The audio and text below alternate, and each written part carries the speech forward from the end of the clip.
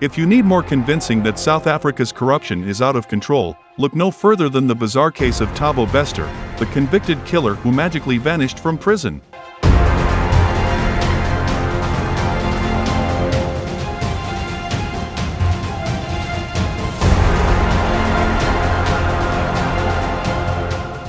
Convicted killer and serial sex offender Thabo Bester was sentenced to life in prison for robbery, murder, and 2 counts of rape in 2012. Bester, who posed as a modeling agent, had used social media to lure women before robbing and sexually assaulting them. He also killed one of his victims. Since his conviction, his victims and the public at large assumed that he no longer posed a threat to society. However, it turns out that Bester vanished from his cell on May 3, 2022. Since his escape, Bester has been living the high life in Sandton and hiding in plain sight.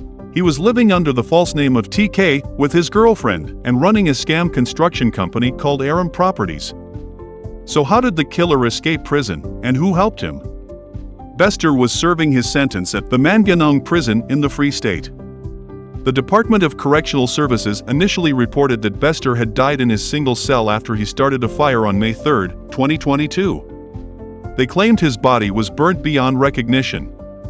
However, over the weekend, the Department of Correctional Services was forced to admit that the burnt body was not that of Bester. DNA tests confirmed that the body was not that of the convicted killer. And an autopsy revealed that the deceased person had died from blunt force trauma before the fire. And that is where all the questions start. Whose body was found in the cell? This is the first question that must be answered, because Bester couldn't get a body or a victim into his cell without help.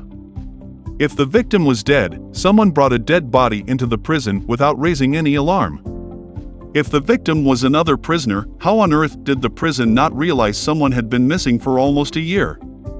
How did Bester manage to burn a body? Without some accelerant, a body will not burn beyond recognition.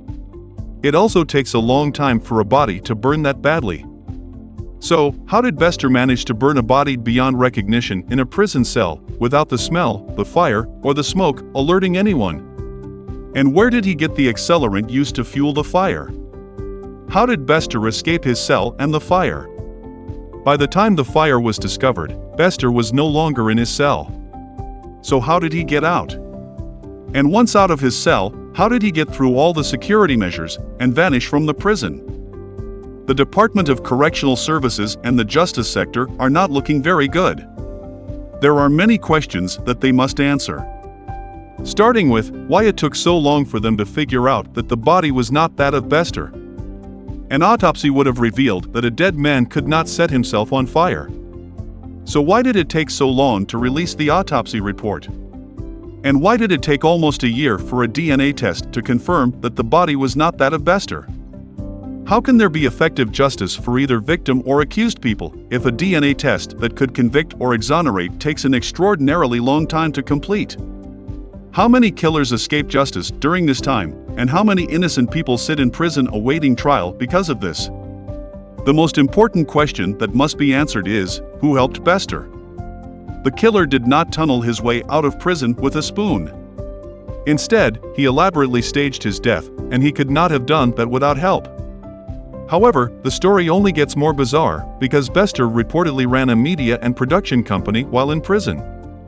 Bester posed as the chairman of a company called 21st Century Media and claimed that the company was a subsidiary of 21st Century Fox.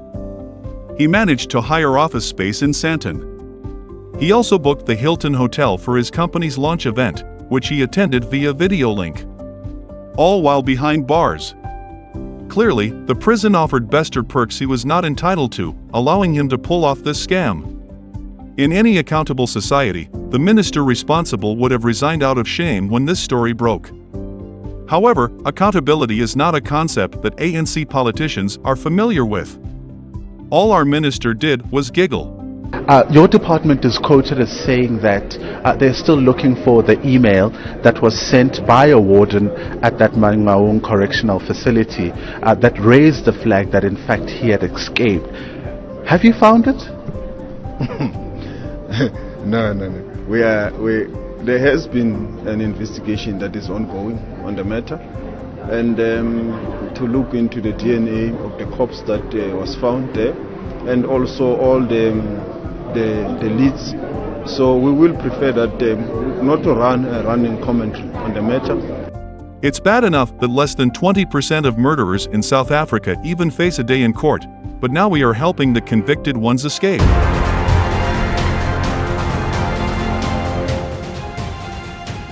Please support this channel by liking and subscribing.